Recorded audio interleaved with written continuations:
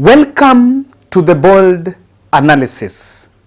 Did you find an opportunity to go through the cabinet deliberations yesterday and resolutions? And I've tried to check the page of government spokesperson Hussein Mohammed. Unlike in the past where those deliberations are normally put there, we are told there was no deliberation. You can go and check. In fact, even the video, there is normally the cutaway that is showing us who and who came and who did not come. Even that video was not availed to us. With the Star is actually reporting that was a very chaotic session when President William Ruto decided to lecture a cabinet secretary one-on-one in the wake of the current corruption scandals that are actually going on. Now, I want to pick it critically at that point because the Star is actually saying that, and today, the Star reported it, and today when Cherargei was being interviewed by Spice FM, the Nandi senator, he confirmed that President Ruto would not stop and even is considering a cabinet reshuffle to try to get a team because the government is getting pressure. While they are insisting on the taxation or the amount of taxes they want to collect, it is not reciprocal of service delivery. And you want to increase taxes in terms of collection, but that also has to have it must be directly proportional to the service delivery, and the corruption scandals that are now that are affecting the different ministries is something that is worrying President Ruto.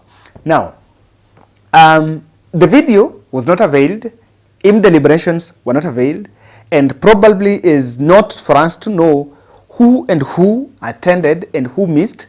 And because if this story came yesterday, then this story might have come from an insider about what is happening in that previous cabinet reshuffle.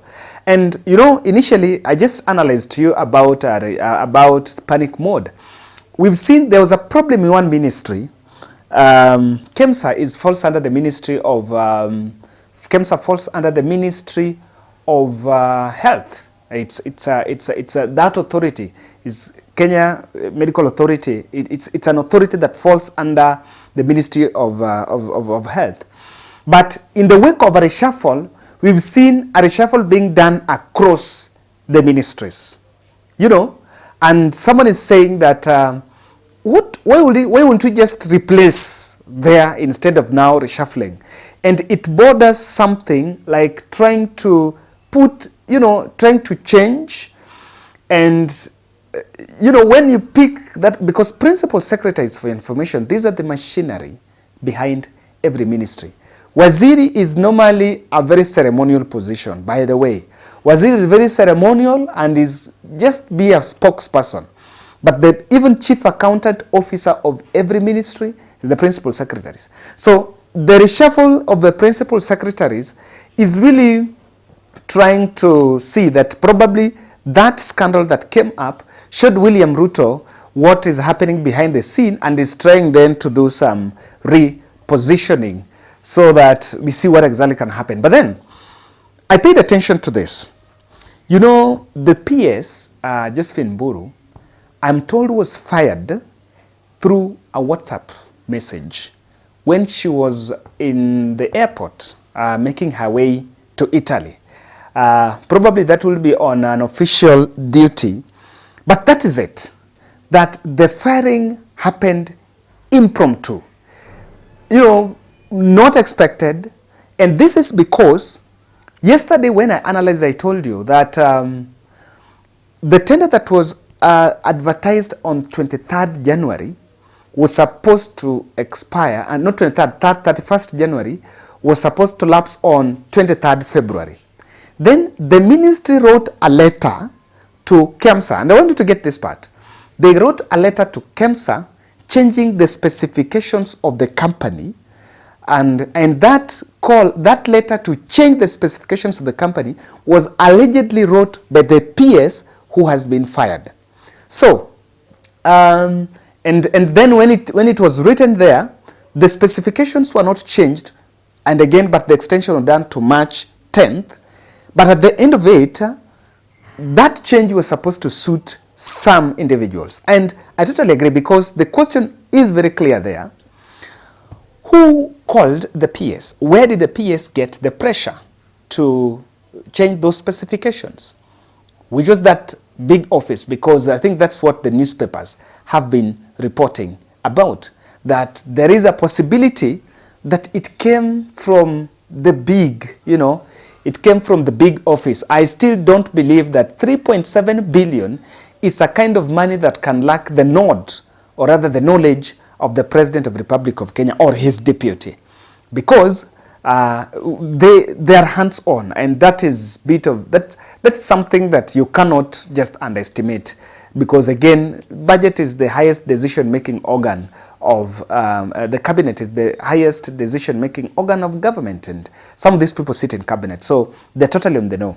But then I want to look at that, because that is what happened, and from that we reshuffled the principal secretaries, with now the president looking at another way even to reshuffle the cabinet in it. And I want to say with this, I think this information is not such a good news to many, because Kenyans must remain vigilant, that eyes on the ball.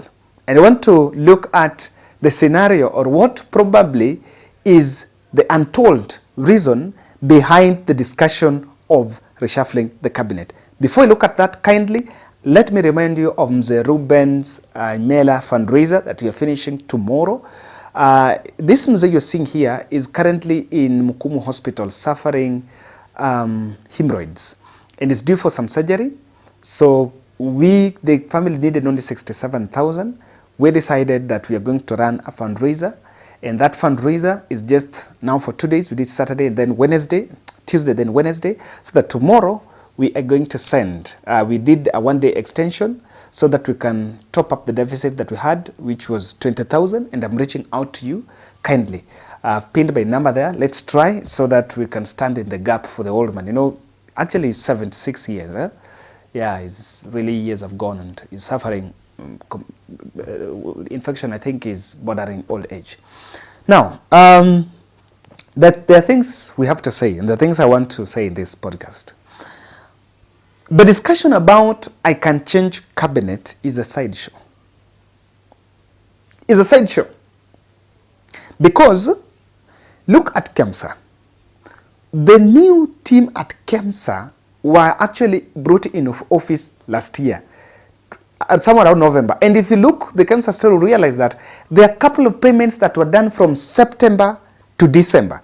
And the same KEMSA had new people that were appointed by the same president. Even that principal secretary was appointed by the same president. So someone should not lie to us, because why this discussion is coming is, number one, someone wants to apportion blame. Immediately you are fired from a ministry, or even forced to resign, that would be a strategy to you being forced to resign or you being fired, so that you go there with the cross. And I can tell you, if things don't go on right, even with this economic recovery thing, this overtaxation story, I'm not spelling doom. What I'm saying here is, you will see a probability that in the next few months, you will see resignations, forced resignations, stage-managed resignations, or firing, by saying so and so, I am blaming so and so for this, or because this has happened, so and so is responsible. So that's what you will see by those reshuffles. And this is the truth.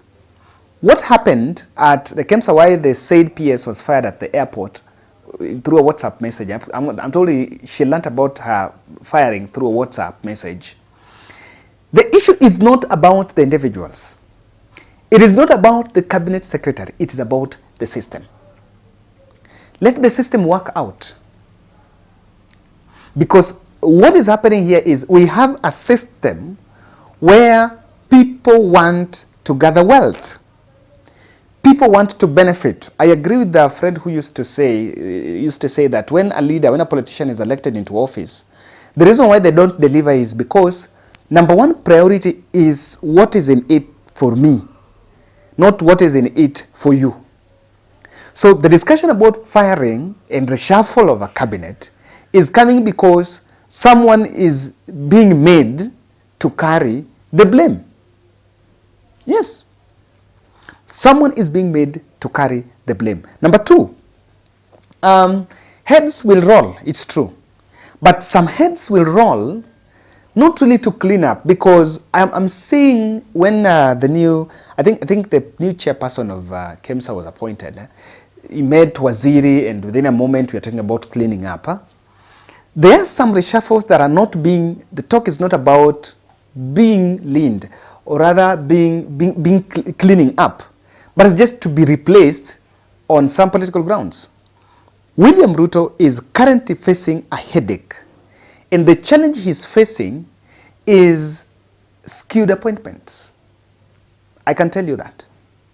So if someone will be fired on the grounds of corruption, there is no guarantee that the same criteria that was used to pick him or her will be used again. For example, in KEMSA, I saw the names being floated there, and one of the people that was appointed is the brother to Raymond Omolo, who is current PS in the Ministry of Interior Security, the person who replaced Kibicho.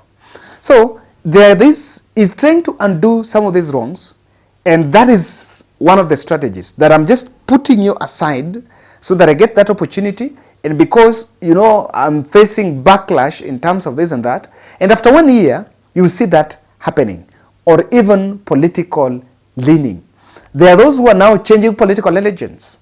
You know, the people that are engineering coups in political parties, the people that are being told you need to fight ODM from the grassroots. So, because of the team that are doing political fixing, some of these positions could be created just exactly for that. But the other one is, I want you to reason, imagine a situation where the cabinet is working under duress.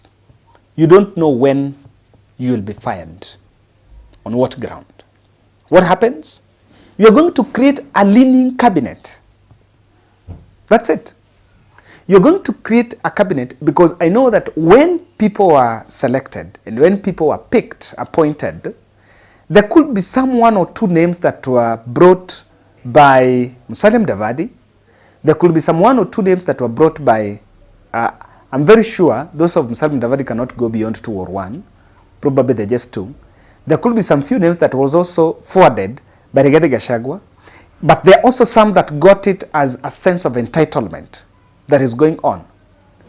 And what is happening is that there is bit of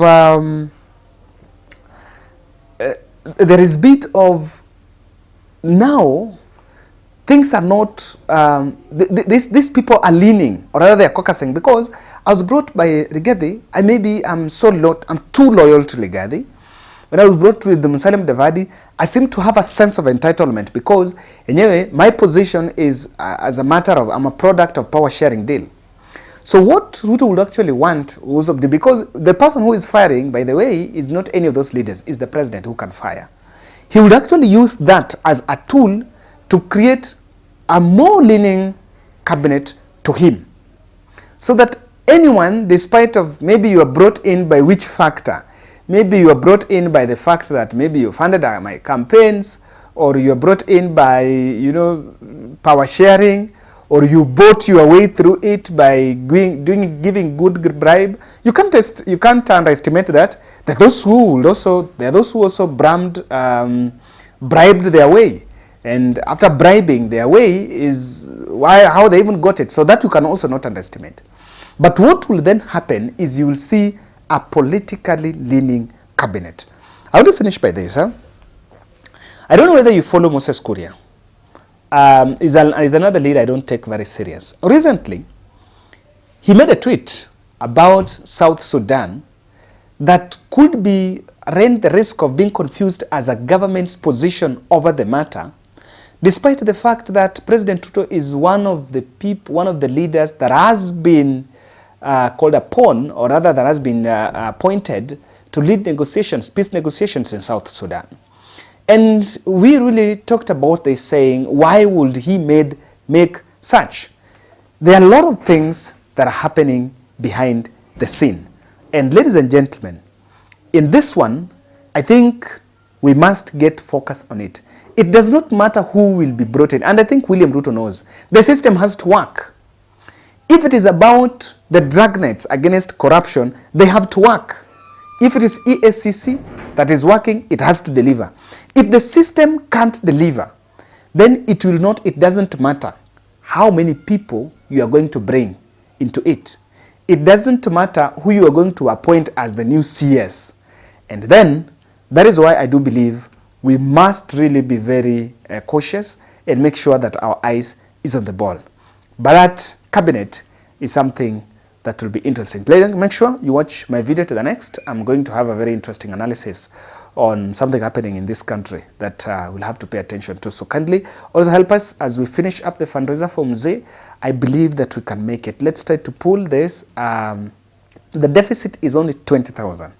So we said a minimum of 50. If you can pay for others, at least to Jaze, with those who had also pledged to pay, so that we made calls so that we extend at least for a day, we'll be so glad, and I'll be happy that the target is reached and we help that family, that Mzee atoke afanyiwe hiyo surgery. Thank you very much, and let's meet in the next.